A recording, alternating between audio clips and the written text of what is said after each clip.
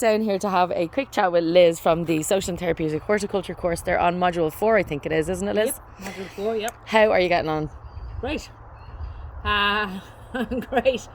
It's been intensive. Last couple of days we're doing sessions. Yeah. We're doing sessions, so we had to choose a person that we'd like to do a session with. I chose an allotment holder called Jim. Excellent. Yeah. And it's fascinating.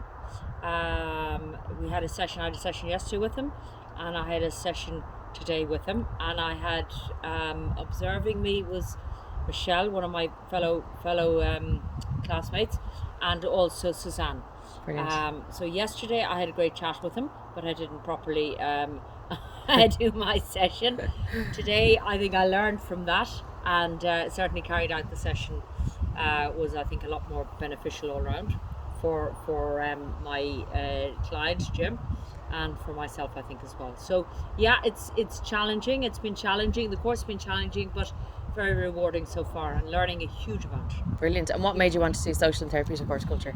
I'll tell you what made me want to do it. I used to, when I was going in to see my father-in-law in a nursing home, and the experience was finding all of the people in there who probably would have been gardeners in another life, but they had no facility to garden in that space. There was nowhere they could sit out. There was nowhere they could get involved in gardening, and I felt this was a huge problem. I suppose I see it as a problem, and I kept talking about it at home, and my husband said to me, "Will you, for God's sake, do something about that?" Because I'm fully qualified in horticulture and have been for years. So I've been involved in horticulture for the last 30 something years, but I love what I do, and I now want to be able to, I suppose, pass on that message to other people as well, as to the benefits that can be gained from being involved in horticulture, stroke gardening, stroke being out in the fresh air and everything. So Absolutely. That's what's led me down this road.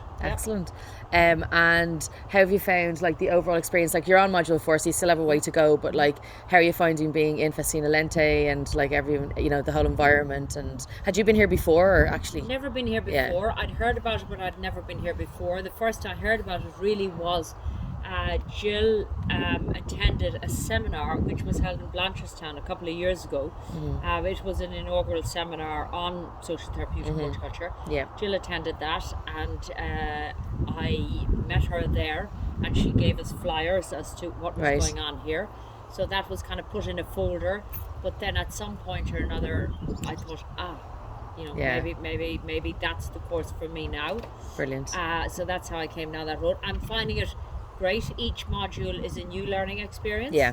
It's challenging, because even though I'm fully qualified in horticulture, there's so much more to this than horticulture. Definitely. And Jill told us it's not a horticultural course, which it's not.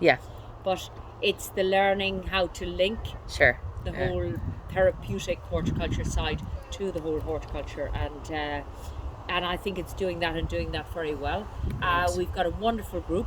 There are 12 of us, I think. A really good group, a really interesting group, because there's people involved in medical side of things, and there's a few of us that are involved in horticulture, and there's a great willingness to share the experiences between all of us, which has been very beneficial, as well as the course. Everybody's Absolutely. experience, which we're drawing on each other's experience, and that's been fantastic. Because I think a lot of people kind of think that you have to be a horticulturist to do these sort of programs or these QQI courses, and actually you don't. Like, it's just a willingness to learn and to be kind of in that environment as well. And so as a horticulturist, what do you think about, say, the future for social and therapeutic horticulture? Because it's so relatively new here, isn't it? Like, the last couple of years. In Ireland it certainly is. In England it's been going quite some time, and in America certainly it's been around for a long time.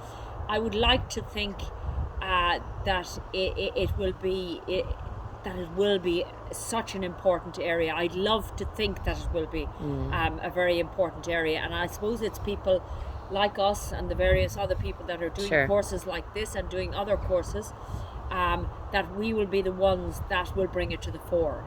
Because there aren't too many other people out there that are bringing it to the fore. People are dabbling in it.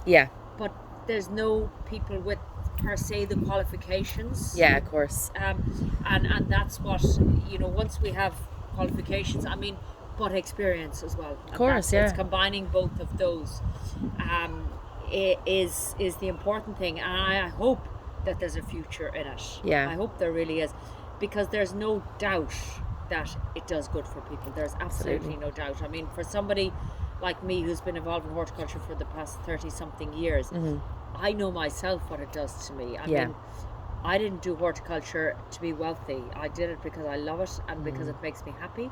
Yeah. So to be able to combine that to bring that message to other people. Yeah. And combine the whole therapy of the gardens and gardening. Yeah. With helping people. Absolutely. And I suppose as well, like having been, in the pandemic and everything like that as well, people's mental health have been really suffering as well. So for people to be able to be outside in the gardens doing this sort of work is so good, and it's just brilliant, I suppose, for teenagers as well, and for adults and every age group. Gardening has really come to the fore. Of all of the industries that have I suppose benefited enormously, which seems like a strange thing to say, but they really have. People have gone to their gardens. Sure. They've got out inside and they've built themselves raised beds, and even the tiniest of spaces. Yeah.